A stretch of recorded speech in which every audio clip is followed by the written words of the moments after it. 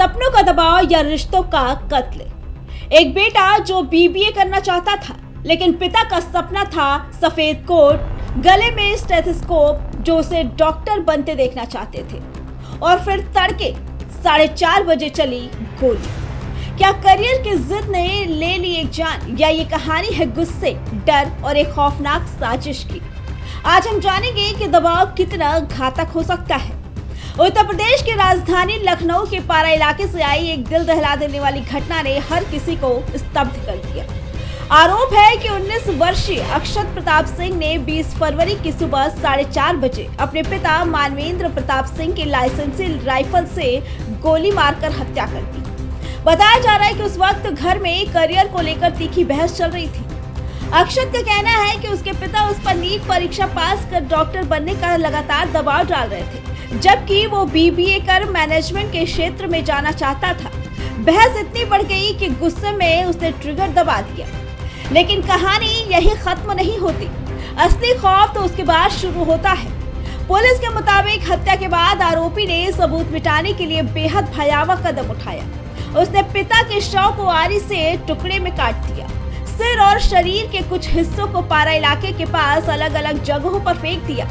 धड़ को उसने घर के अंदर ही एक नीले प्लास्टिक ड्रम में छिपा कर रख दिया, ताकि किसी को भी शक न हो। ये बर्बरता सिर्फ गुस्से का नतीजा थी या फिर ठंडे दिमाग से रची गई साजिश? ये सवाल अब जांच का केंद्र है।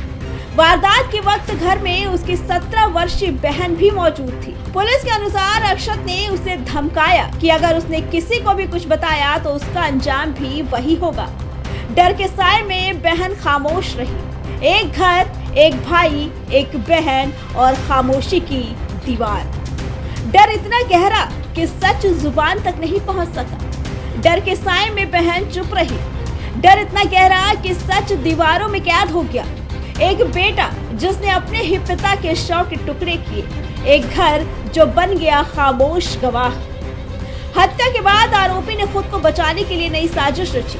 20 फरवरी को ही उसने पुलिस में पिता की गुमशुदगी की रिपोर्ट दर्ज कराई, ताकि शक की सुई कहीं और घूम जाए। लेकिन जांच के दौरान पुलिस को उसके बयानों में विरोधाभास मिला। टाइमलाइन मेल नहीं खा रही थी। सवालों की बौछार हुई और आखिरकार आरोपी टूट गया। कड़ाई से पूछताछ में उसने अपना जुल्म कबूल कर लिया।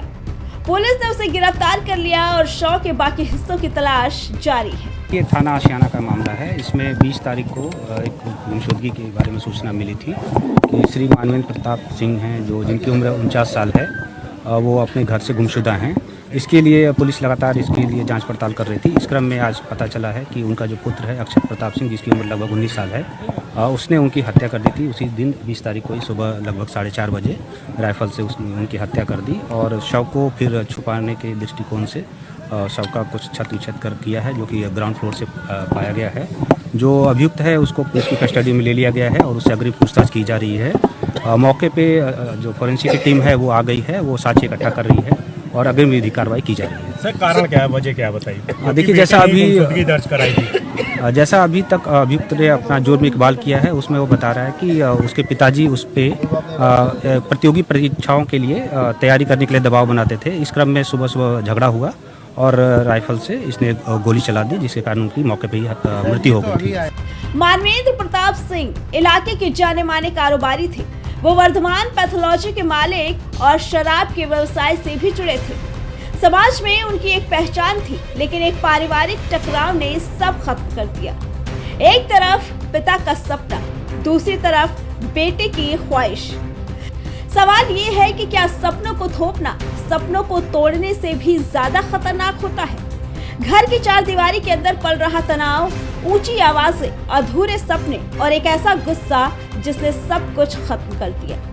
एक पिता जो अपने बेटे को डॉक्टर बनाना चाहता था और एक बेटा जो अपनी राह खुद चुनना चाहता था। लेकिन जब संवाद टूटता है तो रिश्ते भी टूट जाते हैं।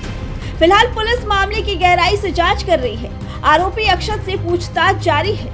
पोस्टमार्टम रिपोर्ट और अन्य सबूतों के आधार पर आगे की कानूनी कार्रवाई की जाएगी। ये घटना एक परिवार की त्रासदी है, लेकिन साथ ही समाज के लिए आईना भी है। जरूरत है खुलकर बातचीत की, बच्चों की रुचि समझने की और सपनों को थोपने की बजाय उन्हें दिशा देने की। सपने देखना गलत नहीं, लेकिन सपनों को हथियार बना देना शायद सबसे बड़ी भूल है। क्या ये सिर्फ एक हत्या है या फिर दबाव की वो कहानी जो हर घर में कहीं ना कहीं पल रही है? सोचिएगा जरूर। फिलहाल खबर पे हमारी नजर बनी हुई है। Bureau report, prime TV.